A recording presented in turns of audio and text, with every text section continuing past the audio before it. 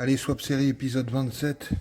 Je suis sur le montage des trains à disque plus gros, qui viennent donc de la 1,8 litre. Donc vous voyez avec les combinés BC Racing que j'avais installés, qui sont tout neufs, hein, même s'ils sont un peu sales parce qu'ils ont pris la poussière. Ils ont extrêmement peu roulé. Puis tout en neuf, les écrous, écrous de cardan, disques, que ça soit les rotules, c'est du neuf, moyeux, flasque, tout ça. Et en fait, j'ai passé. Alors que j'ai l'habitude de faire des demi-trains avant sur les Mazda, parce que j'ai plusieurs fois changé pour des plus gros freins. J'en ai chié comme c'est pas permis. Bah déjà parce que j'ai plus ma boulonneuse, elle est morte. Et puis ensuite parce que j'ai des outils de merde, parce que je suis par terre. Et pour tout un tas de détails à la con. Alors je sais absolument pas pourquoi, mais j'ai mes triangles qui remontent vraiment beaucoup beaucoup. Et c'est bien chiant parce que du coup pour enquiller les amortos, enfin pas les amortos, la fusée, bah c'est hyper galère quoi. Il faut comprimer, enfin pousser vers le bas le triangle, mettre la jambe de force et tout seul, bah c'était une tannée. Donc je me suis déchiré les mains. Mais bon, le premier côté est fait. À la base, ça prend avec une boulonneuse et puis du bon matos, on a pour 10 minutes, allez 10-15 minutes à faire un train avant complet. Là, j'en ai eu pour 2-3 heures parce que, bah voilà. Je sais pas si j'ai ma clé dans le coin. Voilà, pour vous donner un ordre d'idée, ma 17. Voilà, elle est comme ça. Et voilà, j'ai un peu d'outils, mais évidemment, ceux qui sont valables, c'est des cliquets, des douilles et tout, et ça passait pas entre le cardan et le triangle pour visser la rotule, tout ça. Enfin, c'était une galère. Donc, je vais remonter la roue, et puis je vais faire ça demain. Alors, vous voyez que la durée de frein, là, elle est pas remise dans le passage du combiné, tout simplement parce que sur ces étriers-là, je sais pas pourquoi, que j'avais acheté neuf sur Rocoto, et ben le banjo est vers le haut. Donc, du coup, ça me prend un peu de longueur de durite.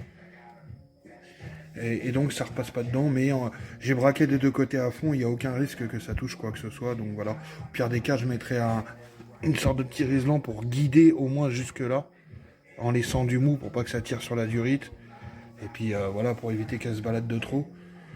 Mais voilà, ça c'est fait. Moi je ferai l'autre côté demain, parce que là, honnêtement, je me suis charcuté, et voilà, pour un truc tout simple. Mais bon, ça fait plaisir, là je passe en gros freinage, hein. Si vous voulez voir l'ancien, bah c'est simple, hein. De toute façon, voilà, ça c'est ma main. Ok.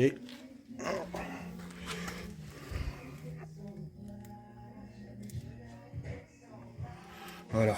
Je crois que c'est du 2,55 ça, ou un truc. Ou 2,65, je sais plus. Bon, c'est du monopiston sur l'étrier, mais bon. Déjà, le disque est plus gros, l'étrier est plus gros, il y aura plus de mordants. Et puis, dans cette taille-là, on trouve facilement des percées rainurées ventilées pour pas trop cher. Donc, il manquera plus qu'à mettre des durites Avia et tout, et puis on est pas mal là. Puis après, s'occuper du train arrière. Bon, c'est un épisode. Ah oui, je vous joindrai dans le montage, je vais faire un petit montage pour vous montrer mon capot. Bah, tout simplement, la voiture avait été repeinte chez un de mes sponsors, et autant sur l'Astina, je trouve que ça avait été très bien fait, autant sur la Familia, la peinture est extrêmement fragile. Et en enlevant les bandes rouges qui n'étaient pas droites, mais très délicatement en plus, hein, bah, j'ai carrément toute la peinture qui est partie. Alors, grossièrement, j'ai balancé un coup de bombe là pour pas que ça se voit de loin, on va dire. Pour que de loin on pense qu'elle est uniforme.